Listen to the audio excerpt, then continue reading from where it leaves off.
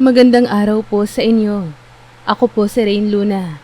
At ang kwentong ibabahagi ko sa inyo ay isang urban legend story lang. Sana po ay magustuhan ninyo. Sa ilalim ng pulang buwan, na tila isang matang mapagmasid at tahimik, nananahimik ang buong baryo ng Tag-Ubay. Isang lumang pamayanan sa gilid ng bundok kung saan matagal nang hindi nadadalaw ng kahit sinong dayo. Maliban sa mga huni ng kuliglig at kaluskos ng mga dahon sa hangin. Tanging ang alingawngaw ng tahol ng aso mula sa di kalayuan ang naririnig. Ngunit sa gabing yon, may dumating. Isang nilalang na hindi tao. Si JP. Isang engkanto mula sa kaharian ng liwanag ay lumitaw sa pagitan ng mga punong kahoy na tila binuksan ng hangin mismo. Nakasuot siya ng telang kulay pilak na kumikislap sa ilalim ng buwan, habang ang kanyang buhok ay tila ginintuan, kulot at dumadaloy sa hangin. Hindi siya basta-bastang engkanto. Siya ang tagapagbantay ng hangganan ng kanilang mundo at ng mundo ng mga mortal. Ngunit ngayong gabi, may kakaibang puwersang humatak sa kanya pababa. Narito siya. Mahina niyang bulong. Habang dinarama ang malabong enerhiyang umaalingawngaw sa paligid, may presensya sa lupaing iyon na hindi niya mawari. Hindi ganap na kadiliman, ngunit hindi rin ganap na liwanag. Isang halo. Naglakad siya sa makipot na daan patungong loob ng kagubatan, hanggang sa makarinig siya ng pag-iyak. Hindi malakas. Parang tinig ng isang nilalang na ubos na ang lakas, pero pilit pa ring humihingi ng tulong. Sa pagitan ng mga ugat ng punong balete at mabatong daan, nakita niya ang isang babae. Nakaupo sa dumuhan, duguan ng paa, gusot ang puting bestida, at takot na takot ang mga mata. Ito si Vanji. Ang kanyang buhok ay mahaba at itim, ngunit sa ilalim ng ilaw ng buwan, may tila asul na aninong kumikislap dito. Ang balat niya ay maputla, ngunit hindi karaniwang kaputla. Para bang nawalan siya ng dugo o init ng buhay. Halatang galing siya sa matinding takot o karahasan. Napatigil si JP.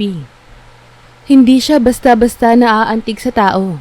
Sanay siyang makakita ng sugatan, umiiyak, at halos mawalan ng pag-asa. Ngunit may kung anong iba kay Vanji. Isang enerhiyang hindi niya maintindihan, pero hindi niya kayang talikuran. Lumapit siya.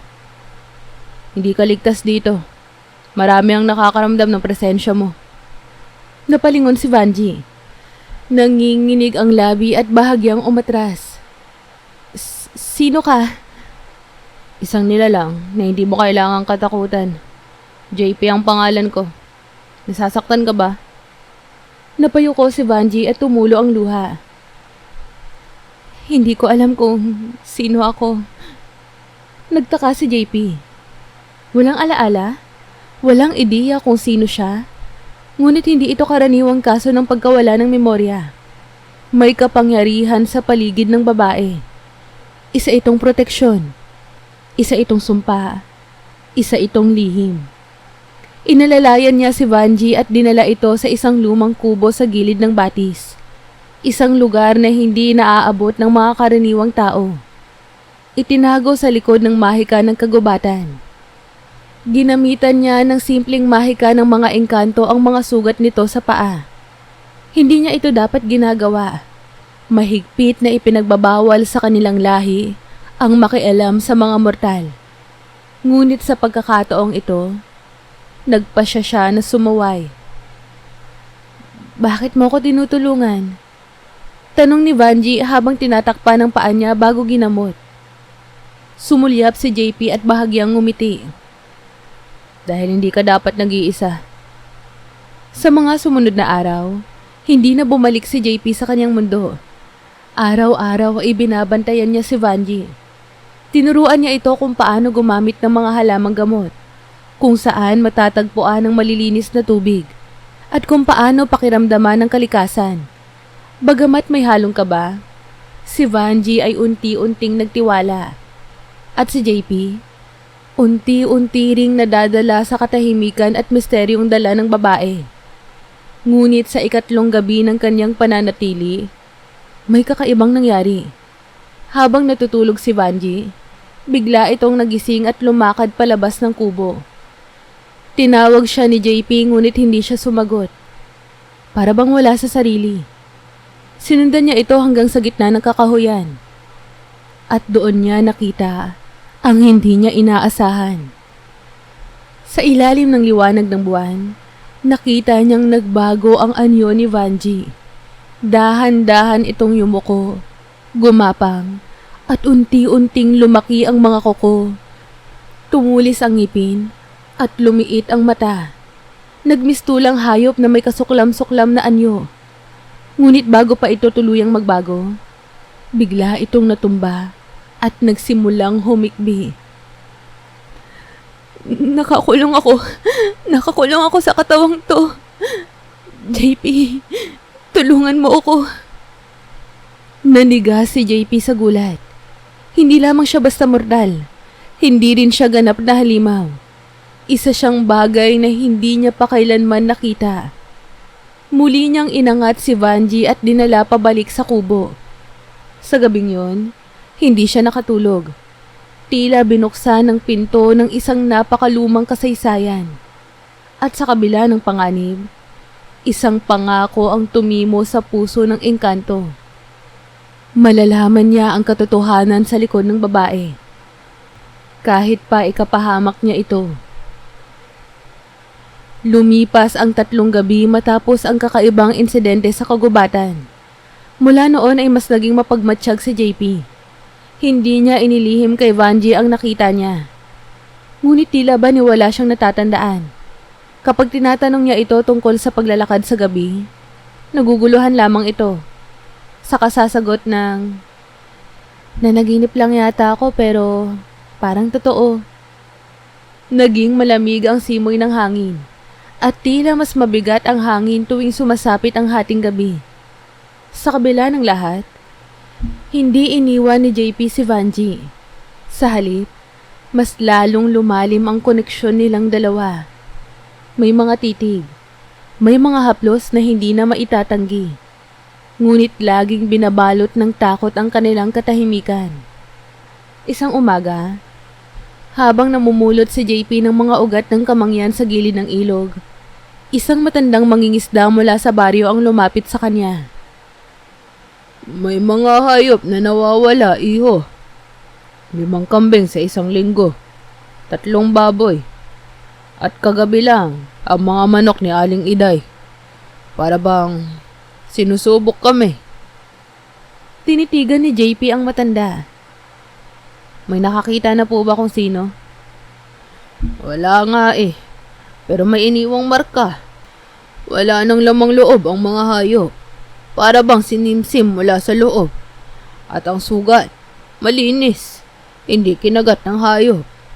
Parang tao." Napakurap si JP. Hindi ito ordinaryong insidente. At biglang bumulusok sa isipan niya ang nakita niyang pagbabagong anyo ni Vanji. Hindi pa siya sigurado, pero isang bahagi ng kanyang diwa ay nagsimulang matakot. Paano kung hindi lamang siya sumpa? Paano kung may mas malalim pang lihim si Vanji? Sa gabing yon, nagpanggap siyang tulog. Pinatay niya ang apoy sa dapugan at nakiramdam. At tulad ng inaasahan, bandang 2:00 ng madaling araw, biglang bumangon si Vanji. Nakatayo ito sa gilid ng banig. Walang imik. Ang mga mata niya ay dilat pero tila walang buhay. Tahimik itong lumabas ng kubo. Mabilis ngunit maingat na sinundan ito ni JP. Tinatahak ni Vanji ang masukal na daan patungong loob ng gubat. Sa bawat hakbang, ramdam ni JP ang paglalim ng dilim. Wala nang tunog ng kuliglig. Kahit ang hangin ay tila tumigil sa paghinga. At sa isang pagliliko sa ilalim ng lumang punong kahoy, huminto si Vanji. Sa harap niya, isang patay na baboy. Nakabukas ang tiyan nito, pero wala na ang laman loob. Parang hinigop ng hindi nakikitang dila. Tumitig si Vanji rito at biglang napaluhod. Nagsimulang umiyak ng tahimik. Ayokong maging ganito. Lalapit na sana si JP ngunit bigla itong napaatras nang makitang may gumalaw sa balikat ni Vanji. Isang itim na anino na tila usok ang lumabas mula sa batok nito. May hugis. Parang pangin. Parang bahagi ng isang nilalang na pilit bumabalot sa katawan ni Vanji. Hindi mo ako malalabanan. Ako ang tunay na ikaw. Bulong ng anino sa hangin, pero malinaw ang tinig. Muli siyang nagbago ng anyo. Kalahating tao, kalahating halimaw. Ngunit sa pagkakataong ito, pinilit ni JP na hindi umatras. Lumapit siya kahit pa ang puso niya ay kumakabog sa takot. Hinawakan niya ang balikat ni Vanji at niyakap ito. Labanan mo. Hindi ikaw yan. Hindi ikaw ang halimaw na yan, Vanji. Parang biglang nabasag ang ilusyon. Nagsimulang umiyak si Vanji ng buong buo. Unti-unti siyang bumalik sa pagiging tao. Nanginginig at duguan. Niyakap siya ni JP ng mahigpit. Kinabukasan, dinala ni JP si Vanji sa isang lihim na kuweba. Isang dating daanan patungong hangganan ng mundo ng mga engkanto. Doon niya sinubukang magsagawa ng simpleng ritual ng pagbubukas ng alaala. Gamit ang liwanag ng pulang kristal mula sa kanyang kaharian. Nang ipatong niya ito sa noo ni Vanji, biglang bumigat ang paligid. Umikot ang hangin sa loob ng kuweba. At sumumbulat ang mga alaala. Isang batang babae na pinanood ang kanyang ina na pinatapon ng mga aswang sa isang bangin. Isang batang tumatakbo sa kagubatan habang pinapalayas ng mga aswang dahil sa pagkakaibang enerhiya sa loob ng katawan niya. Isang babaeng itinago sa liblib na lugar ng mga ermitanyo. Tinuruang itago ang anyo. At sa huli, isang tanong ang narinig ni Vanji mula sa loob ng kanyang guni-guni. Bakit ka ipinaglihi ng isang aswang sa araw ng liwanag? Gumulong ang luha ni Vanji. Hindi niya alam ang buong sagot. Ngunit ngayon, alam na niya. Isa siyang nilalang na isinilang mula sa kasalanan. Isang anak ng aswang. At isa pang, hindi niya pa alam kung sino. Sa labas ng kuweba, napatingala si JP. May malaking pagbabago sa enerhiya ng mundo.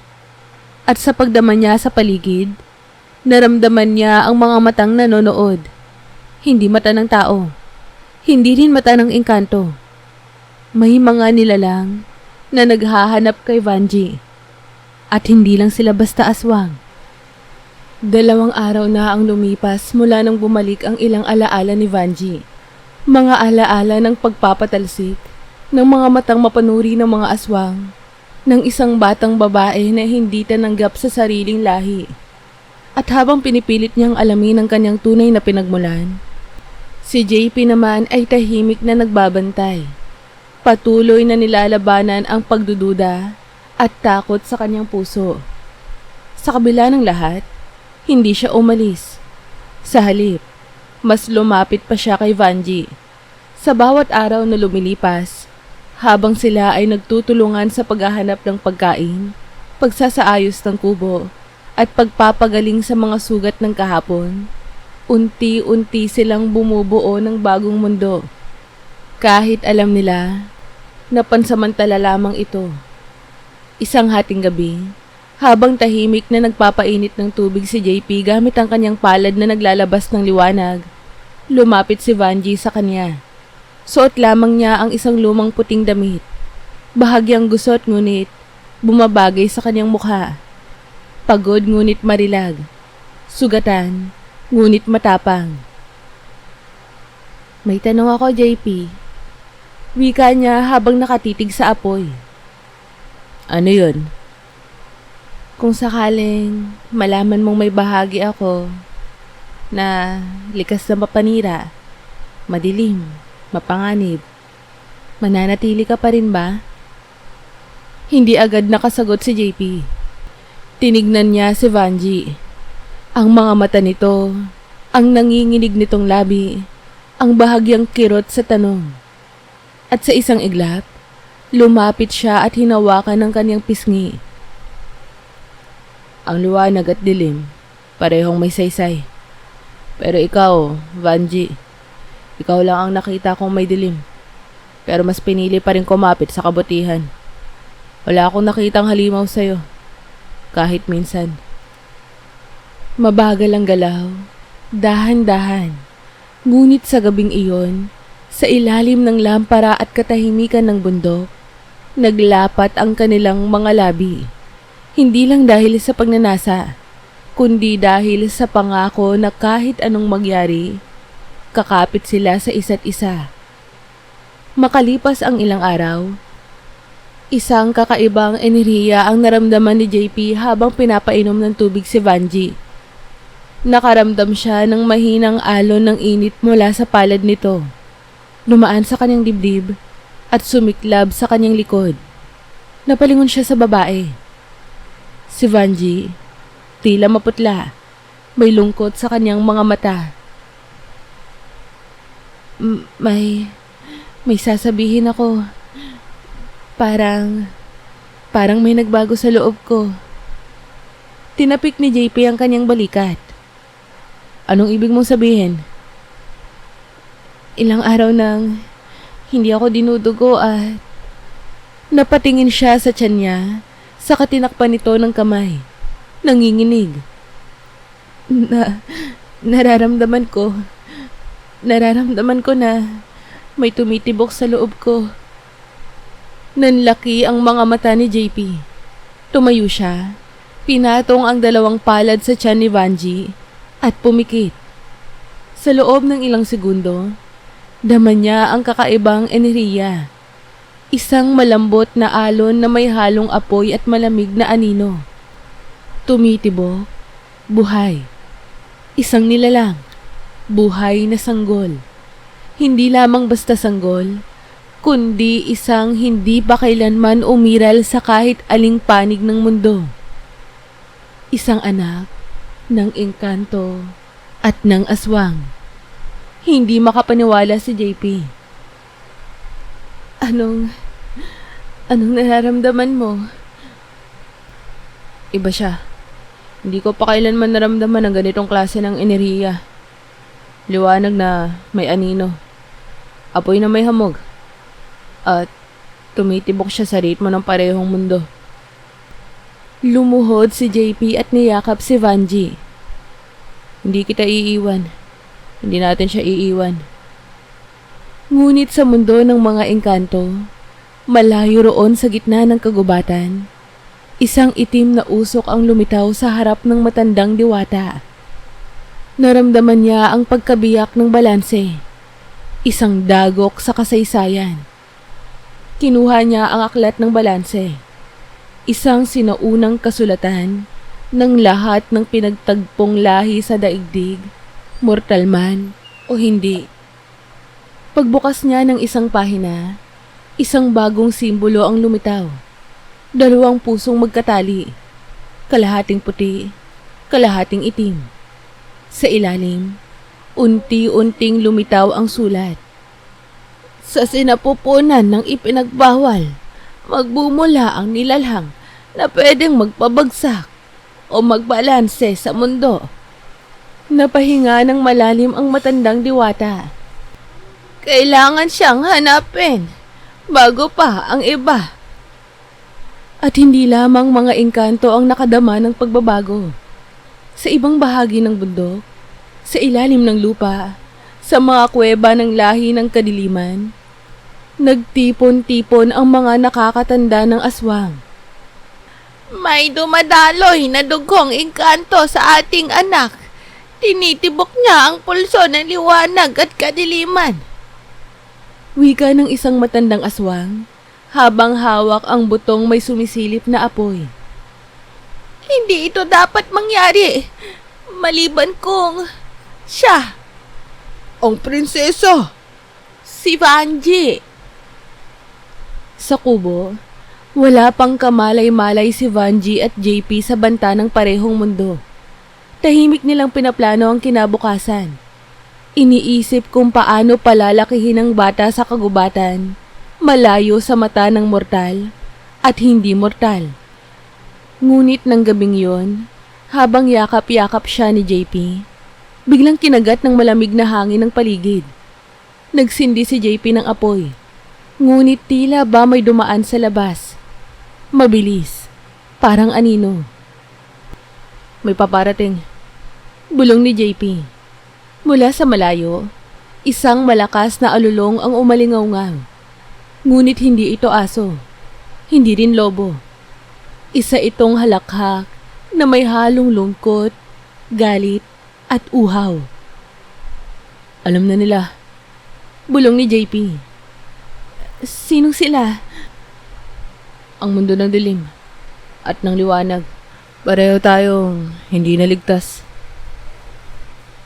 Hindi mapakali si JP habang pinagmamasdan ang pag-ikot ng apoy sa loob ng kanyang palad.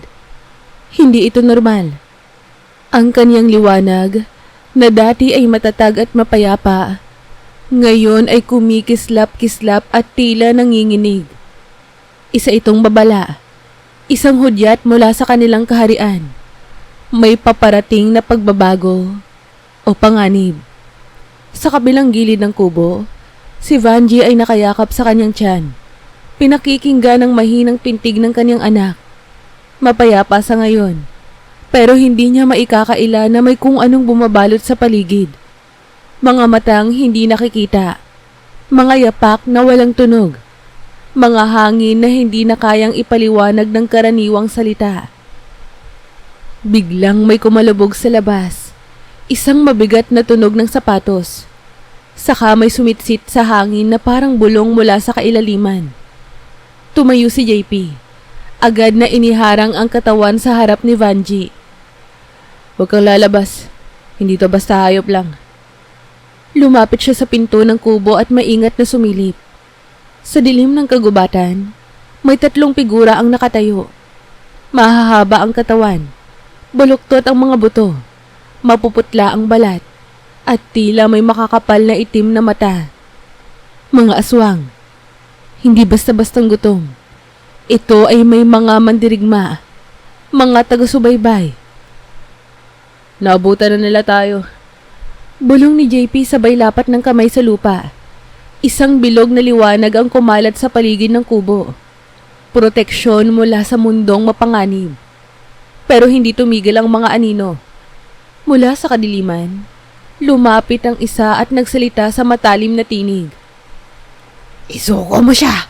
Ang anak ng ating lahi ay kailangang bumalik! Walang babalik sa inyo. Sigaw ni JP. Mas lalong pinalakas ang liwanag ng bilog. Hindi mo siya pagmamayari, Engkanto! Siya ang tagapagmana ng ating trono! Ang prinsesa ng itinakwil! Sugot ng isa. Nanlaki ang mata ni Vanji. Ang mga salitang yun, parang lehitimong tunog ng katotohanang itinatago sa loob-loob ng kanyang kaluluwa. Mga salitang pilit niyang nilalabanan. Ngunit ngayon, pilit nang sumisiksik palabas. Tumayo siya, pinilit lakasan ng loob, at lumabas sa proteksyon ng liwanag. Anong sinasabi ninyo? Lumuhod ang isang aswang sa harap niya. Ikaw, Vanji, o sa tunay mong pangalan, Vanghira, ay anak ng reyna ng madilim na hangin at ng dakilang general ng kadiliman. Ipinaglihi ka sa uling pulang buwan, sa gabing nais pagsanibin ng liwanag at dilim ang kanilang lahi. Ngunit takot ang iyong ina sa propesiya, kaya't itinago ka, itinapon, isinumpa. Hindi, imposible yan. Nanginginig ang tinig ni Vanji. Ngunit biglang sumambulat sa kanyang alaala ang boses ng isang babaeng humihikbi habang inaakay siya sa isang kuweba. Patawarin mo ako, anak. Hindi ka nila maiintindihan. Mas mapapahamak ka sa piling nila. At ang huling larawan, isang babae, maputi ang buhok, duguan ng mga mata, habang pinipilit takpan ang bibig upang hindi humikbi. Nanay, hindi niya ako iniwan. Itinago niya ako. Hindi na nakapagsalita si JP. Ang lahat ng suspetsya niya, ang inirihiyang nararamdaman niya sa katawan ni Vanji, ang liwanag at dilim sa kanilang anak, lahat ng yun ay totoo. Si Vanji ay hindi lamang basta anak ng aswang. Siya ang prinsesa ng kadiliman. At ang sanggol sa kanyang sinapupunan ang posibleng tagapagmana ng bagong panahon. Ngunit hindi lahat ay nababalutan ng kabutihan. Ang bata Wika ng isa pang aswang. ay maaaring maging pinuno ng bagong lahi. May dugo ng engkanto at aswang. Siya ang tagapagbago ng kasaysayan. Kaya't hindi siya pwedeng palakihin sa kagubatan. Kailangang isama siya. Kailangang sanayin. Kailangang gamitin. Gamitin? Biglang nagsalita si JP. Hindi siya kasangkapan. Hindi siya alipin ng inyong mga plano. Bigla siyang sumugod. At sa isang iglap, isang dambuhalang liwanag ang sumabog mula sa kanyang katawan. Napaurong ang mga aswang. Pumutok ang mga punong kahoy. Umiikot ang hangin. Pero sa gitna ng gulo, may dumating. Isang figura. Matangkad, payat, may mahabang buhok na puti at suot ang kasuotang gawa sa balat ng paniki. Lumapit siya kay Vanji at ngumiti ng malamig. Anak ko, ang aking dugo ay nabubuhay sa iyong anak. Panahon na para bumalik ka sa tunay mong tahanan. Bulong nito. Hindi makakilo si Vanji. Nanghina ang tuhod niya. Ngunit sa likod ng kanyang utak, may umuusbong na lakas. Isang boses mula sa kanyang anak. Isang tibok ng puso na nagsasabing, "Wag." Tumindig siya. Tumitig sa pinuno ng mga aswang. Ang kanyang ama. Hindi pa ako handa. Hindi pa tapos ang kwento ko. Hindi pa ako sang-ayon sa inyo. At lalong hindi nyo kami madadala. Agad silang tumakas ni JP. Hinawi nila ang kagubatan gamit ang liwanag at dasal. Tumungo sila sa pinakamataas na bahagi ng bundok. Ang bundok walangan. Isang lugar na ayon sa mga alamat ay hindi matutunton ng sinuman. Kahit pa ng mga nilalang ng dilim.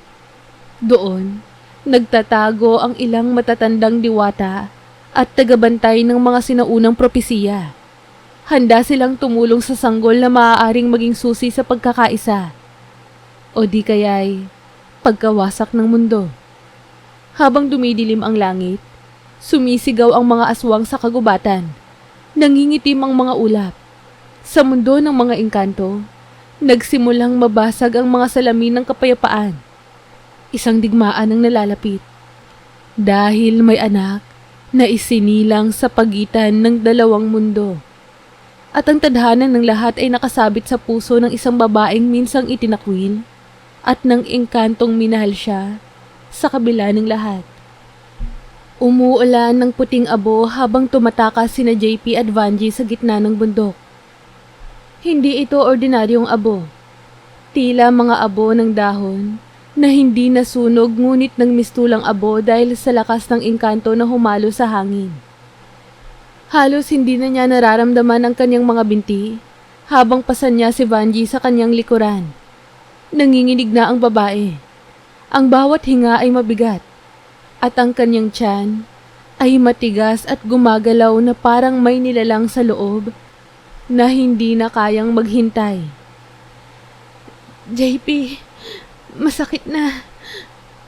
Tinig ni Vanji na halos wala ng boses. Parang may gusto nang lumabas. Napalingon si JP sa itaas. Naroon na sila sa paanan ng bundok walangan. Tumigil siya sa harap ng isang balete na may 3 ugat na bumabalot sa isang batong puti. Ipinasok niya ang palad sa pagitan ng mga ugat. Biglang lumiwanag ang mga bitak sa bato at bumuka ang daan. Isang kuweba na may kislap ng pilak sa loob at sa pinakaloob may altar na yari sa malakristal na bato. Doon niya dinala si Vanji. Wala akong komadrona. Wala akong diwata. Paano ko siya iluluwal, JP? Nangingilid ang luha ni Vanji habang halos mawala na ng ulirat sa sakit. May paraan. Hindi ako manggagamot pero may isang ritual na matagal nang ipinagbabawal. Isa itong sinaunang ritual ng paghihiwalay ng apoy at anino. Dito isinilang ang unang nilalang na may halong lahi. Pero delikado to. Hindi ko alam kung kakayanin mo o ng anak natin. Wala na tayong ibang pagpipilian. Kung kailangang isugol ang lahat para sa kanya, gagawin ko. Mahinang sagot niya, saka ipinatong ang kanyang kamay sa tiyan. Pumwesto si JP sa itaas ng altar. Uminom siya ng likidong galing sa kanyang singsing. Isang sangkap na naglalaman ng sariling liwanag ng engkanto. Pumikit siya, saka nagsimulang umusal ng sinaunang wika. Daluyan ng liwanag, halina't buksan. Anino ng pinanggalingan, huwag itatwa ang naman. Sa pagitan ng dilim at sinag, ipahintulot ang bagong paglalang. Sa isang iglap, umikot ang hangin sa kuweba.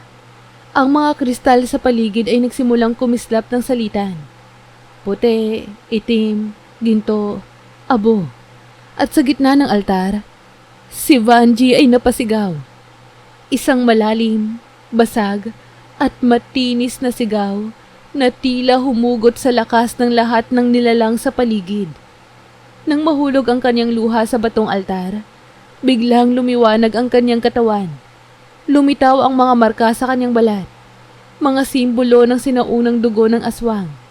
Ngunit may halong gintong linya na pawang galing sa lahi ng engkanto. At sa isang huling hinga, sa pagitan ng liwanag at anino, isinilang ang isang sanggol. Tahimik ito ng una, hindi umiiyak.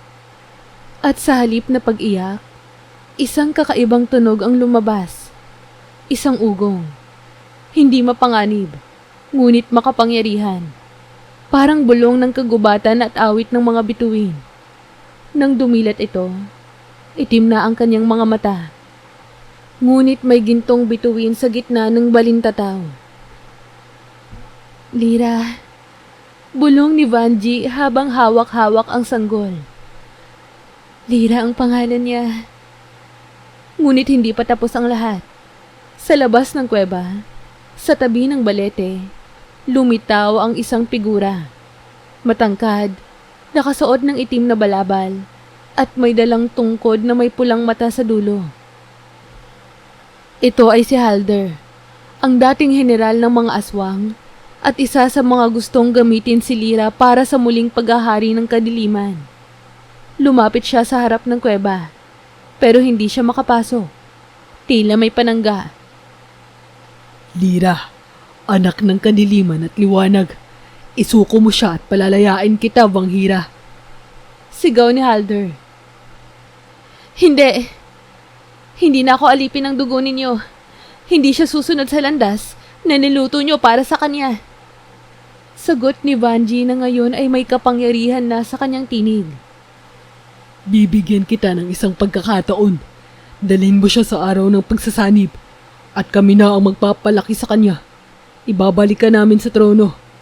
Ikaw ang tunay na reyna. Ikaw ang ina ng bagong daigdig. Biglang tumindig si JP at humarap. At papatayin mo ba siya kapag hindi siya naging alipin ng layunin mo? Hindi mo siya kilala. Bata siya. Sanggol pa siya. Hindi siya tagapagwasak. Siya ang bagong pag-asa. Pag-asa? Ang mga tulad niya ang sinasabing hudyat ng pagbabagsak. Isa siyang panganib engkanto. Di siya dapat mabuhay. Pumasok si Halder sa loob ng panangga. Dahil isa siyang nilalang ng sinaunang dugo, at unti-unti niyang tinutunaw ang proteksyon gamit ang itim na usok mula sa kanyang tungkod. Tumalon si JP at tinarangan siya. At isang matinding laban ang naganap. Liwanag laban sa anino. Apoy laban sa usok. At sa gitna ng labanan, si Vanji, kahit nanghihina, ay umusal lang panalangin. Hindi siya engkanto. Hindi siya mandirigma. Ngunit siya ay ina. At sa puso niya, naghain siya ng huling linya. Wala sa dugo ang kapalaran, kundi sa pagpili. Biglang lumiwanag ang buong kuweba. Mula sa sanggol, isang pulso ng enerhiya ang kumalat sa lahat. Si Halder ay tumalsik, sumigaw, at naglaho sa ulap ng usok. Bumalik ang katahimikan. Sa labas ng kuweba, naglakad si JP hawak ang anak, habang inilalayan si Vanji. Hindi na sila sigurado kung saan ligtas, ngunit alam nilang isang hakbang na lang ang natitira. Isang gabing walang buwan, napatingin si Vanji sa langit. JP, hindi ko pa alam kung anong tadhana ang nakaabang sa anak natin. Pero ngayon, kahit saglit lang, pwede ba tayong maniwala na ligtas siya?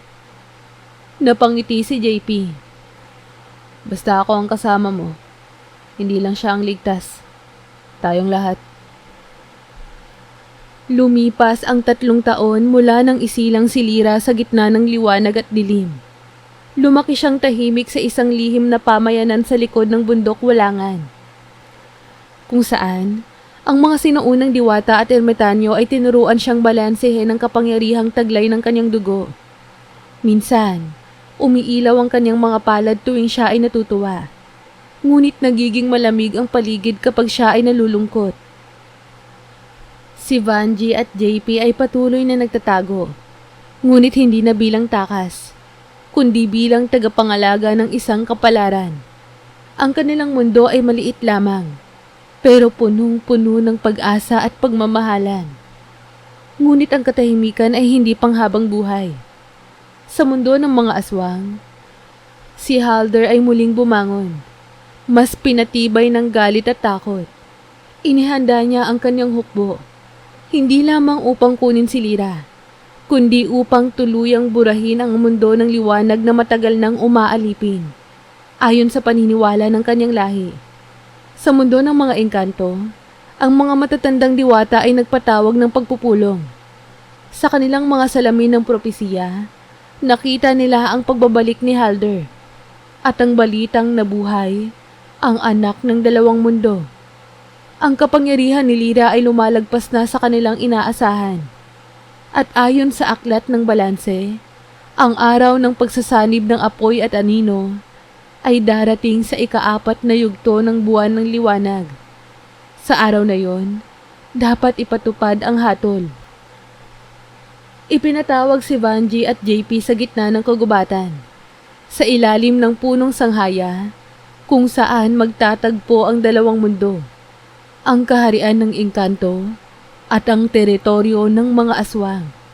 Pinalibutan sila ng mga tagapamagitan mula sa magkabilang panig, mga tagabantay, diwata, engkanto, aswang, at maging mga nilalang na hindi pa nasisilayan ng mga tao. Sa gitna ng bilog, nakatayo si Vanji, si JP, at ang batang si Lyra na nakayakap sa ina niyang nanginginig ang puso. Batay sa lumang kasunduan, wika ng pinuno ng mga diwata, ang mga nilalang na isinilang sa labas ng balanse ay kailangang ihatid sa kaparusahan o sa pagsubok.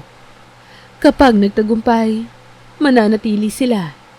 Kapag nabigo, sila ay magiging abo ng kasaysayan. Lumapit si Halder, halos hindi na makapaghintay. Ibibigay niyo siya sa akin. Isa siyang haligi ng aming bagong panahon.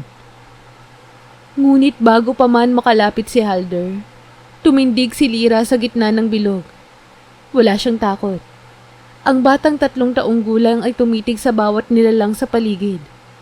Parang nakikita niya ang kaluluwa ng lahat. Hindi ako tagapagmana ng digmaan. Hindi ako tagapagdusa. Hindi ako tagapaghiganti. Isa po akong bata.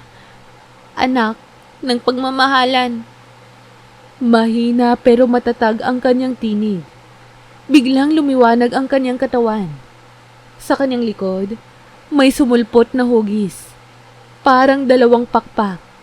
Kalahati ay binubuo ng liwanag, kalahati ay usok na malamig. Ang mga nilalang sa paligid ay napaatras. Maging ang mga aswang at engkanto ay natigilan. Batay sa aklat ng balanse, wika ng matandang diwata. Walang sino mang nilalang ang ipinanganak na may ganitong uri ng enerhiya. Maliban sa isa, ang hinirang. Si Halder ay biglang sumugod. Dala ang tungkod na may pulang mata. Handang wakasan ang buhay ni Lyra. Ngunit bago pa man siya makalapit, itinaas ni Lyra ang isang kamay. Walang galit sa kanyang mukha. Walang takot. Isang alon ng kapangyarihan ang lumabas. Hindi nakakasira, kundi nagpapakalma. Ang hangin ay humina. Ang apoy ay namanhid. Ang usok sa katawan ni Halder ay nawala. At sa wakas, lumuhod siyang umiiyak. Patawad! Bulong nito. Sa tagpong yon, napatigil ang buong kagubatan. Maging ang mga ulap ay tila nahati. Tumigil ang ulan. Tumahimik ang mga hayop. Tumindig si JP. Hawak ang kamay ni Vanji. Tumingin sila sa anak nilang nakatayo sa gitna ng liwanag at dilim. Ang batang hindi dapat isinilang, ngunit ngayon ay kinilala bilang tagapagligtas ng dalawang mundo. Mula noon, hindi na muling naglaban ang lahi ng aswang at ng engkanto. Sa halip, itinayo ang isang bagong pamayanan sa bundok Walangan, kung saan magkasamang namuhay ang mga nilalang mula sa magkaibang lahi. Si Lyra ay naging gabay, hindi bilang prinsesa, kundi bilang tagapag-ayos, tagapagturo, tagapamagitan. At si Vanji, hindi na siya ang itinakwil ng kadiliman. Siya na ngayon ang reyna ng balanse. At si JP, ang engkantong sumuway sa batas ng kanyang lahi dahil sa pag-ibig, ay naging tagapagtanggol ng bagong mundo. Sa huli, si Lyra, na anak ng engkanto at aswang, ang naging daan upang mapag-isa ang dalawang mundo.